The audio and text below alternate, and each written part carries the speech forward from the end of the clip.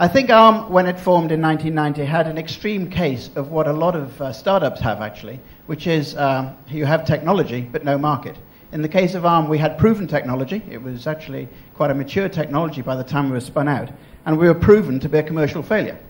At the time that ARM was spun out, Acorn was in terminal decline, and ultimately that company failed.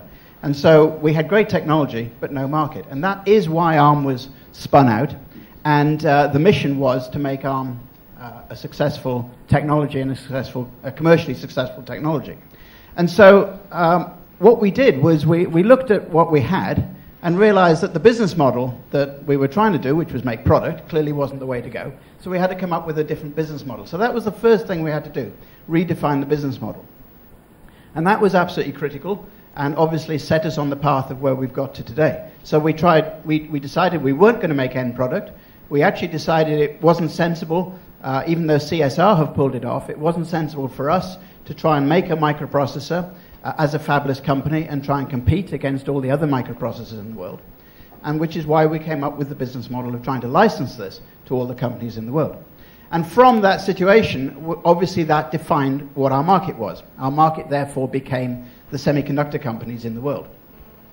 From that it followed that it was an international business, because there was precisely one semiconductor company in the UK at the time, GC Plessey, which has since died.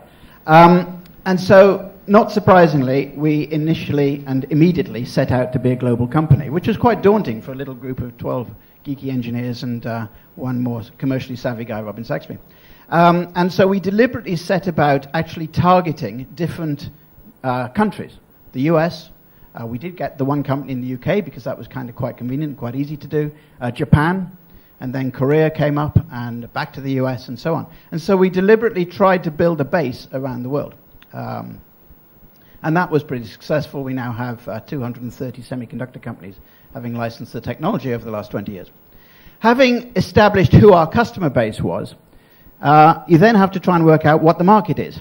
And interestingly, ARM was a generic processing element. Of course, at the time when we started out, it was used in personal computers. That was clearly not the growth market. And so we set out with this generic technology and working with the customers that we were licensing, trying to work out where they were going to sell it to. And this is where a bit of Herman's sort of randomness or luck comes in, I think. Because at the time, the market was beginning to change, and it wasn't clear where these things were going to get used. In fact, licensee number 4, Texas Instruments, licensed ARM for automotive. That was very clearly the reason why they licensed ARM.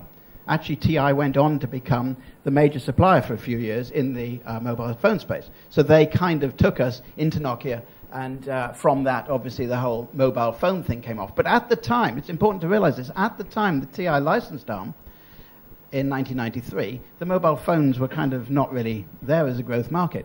And so a little bit of luck, maybe it was their foresight, but a little bit of luck and fortitude. And that kind of has happened in many of the cases. And so the skill that we've had, I think, is to have capitalized on that and to have grabbed that opportunity. And we did adapt the technology. Once we saw that mobile phones were a growth market, we did then adapt the technology to make it more suitable. And so actually listening to your customers and trying to understand what it is that they want to build. Now, of course, we're a bigger company. We have a marketing department.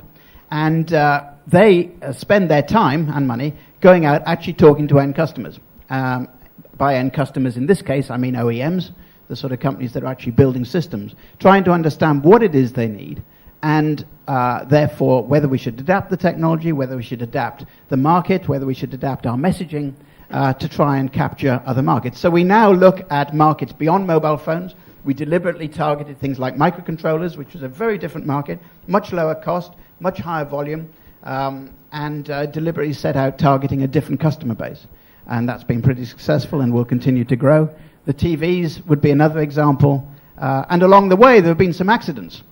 Things like disk drives happened because one customer we were working with in one segment actually wanted to take us into disk drives.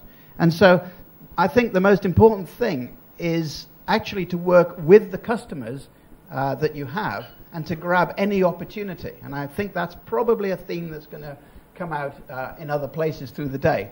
Don't miss an opportunity.